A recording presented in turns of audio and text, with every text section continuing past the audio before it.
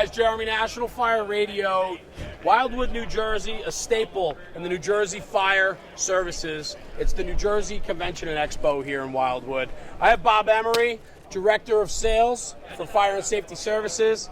Thank you, sir. Not just the Director of Sales, but he's a friend of mine.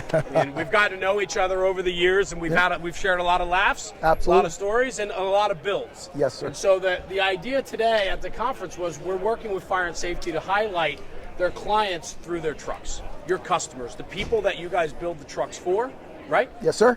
What I love is the storytelling behind the build, because that's why guys are building trucks the way they do. And so when you have a custom fire apparatus, it's finding that middle ground between what can be done and what needs and wants to be done. You know, with Pierce being a custom manufacturer like they are, we're able to do a lot of things, and a lot of the customers take big advantage of that. You know, this rig behind us is one of those rigs. So let's do it. You and I are tasked with walking around some of the new deliveries, and we're going to talk about some of the design considerations and what these departments did.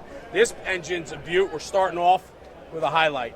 Talk to me a little bit about what we have. So this is the North Branch Fire Company's Engine 3, based off of an Enforcer 70-inch cab, flat roof. In my opinion, it's a little war wagon. This thing's going to be able to do anything that they want it to do, is going to get it done.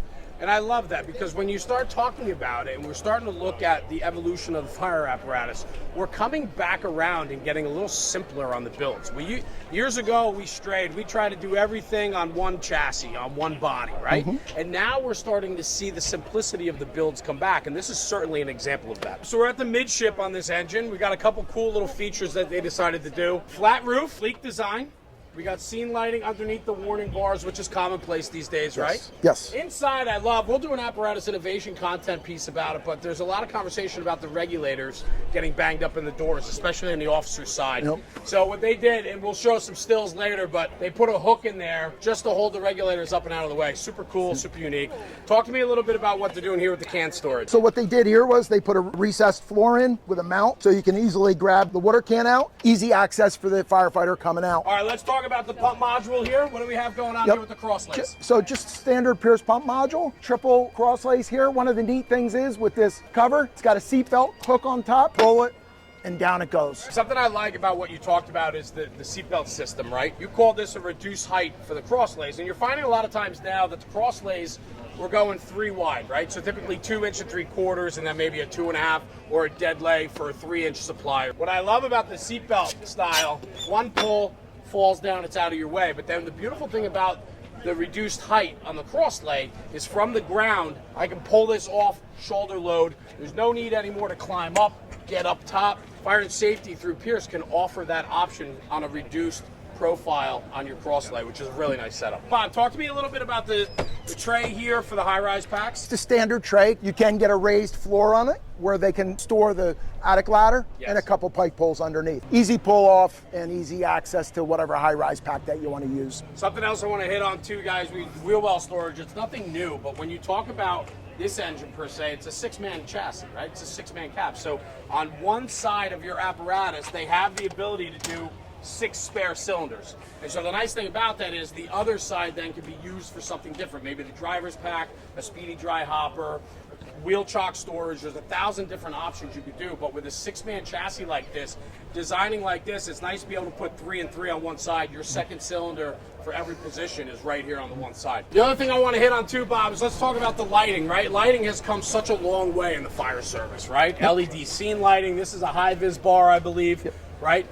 Proper positioning and proper build-out guides to allow for the best possible lighting solutions. And a lot of the manufacturers will help you with that, right? Tell them what you want to do, and they make recommendations for what it is to put on the truck. Yeah, without a doubt. And I think what's really interesting about that and what's offered is take advantage of the surfaces that are offered. It's very easy to send these companies, regardless of the lighting manufacturer, send them an email, go online and look up what their services are, and they can offer you a whole lighting package designed on what you want for your build.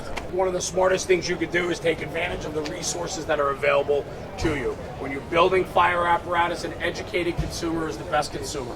So Bob, we walk around the back, and you talked about it before. This is a war wagon, man. This is a battleship. They go to work with this truck.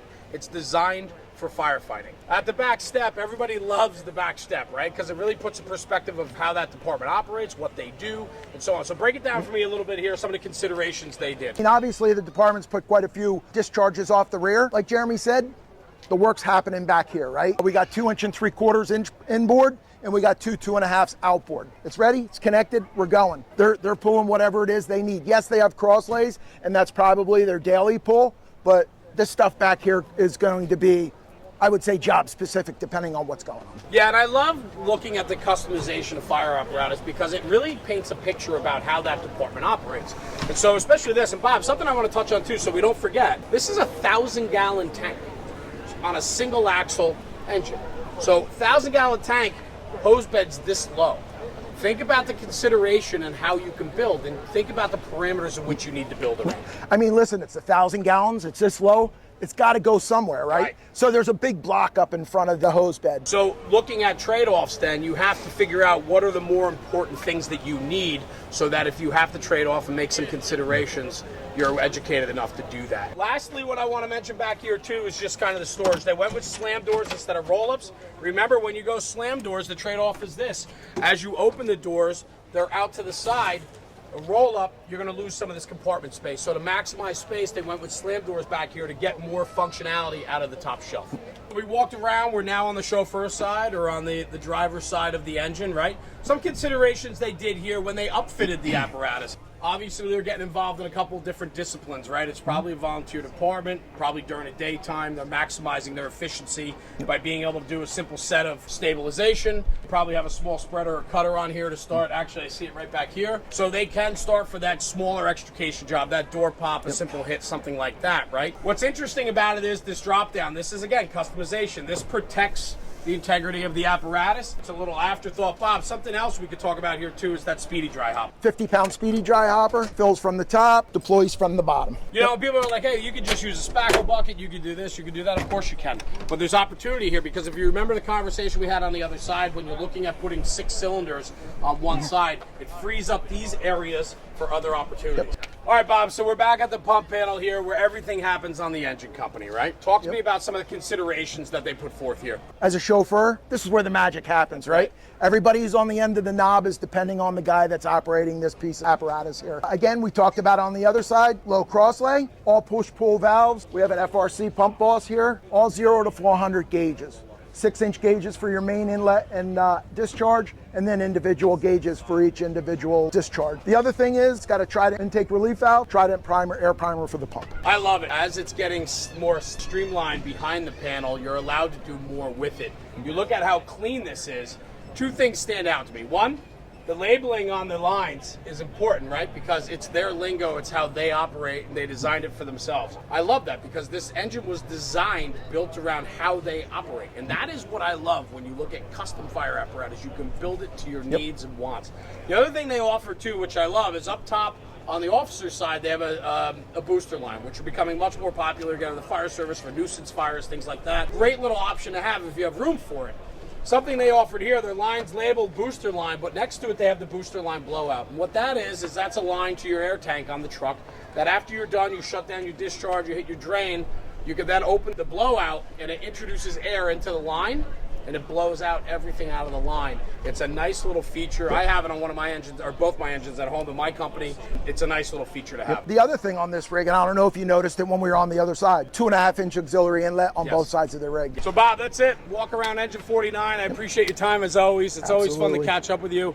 If people want to learn more information or find out more information on this truck, where can they reach out? They can email us at sales@f-ss.com. Our phone number is 800-400-8017. Easy enough, guys. Thank you. For Bob Emery, and I'm Jeremy with National Fire Radio. We'll see you at the next one.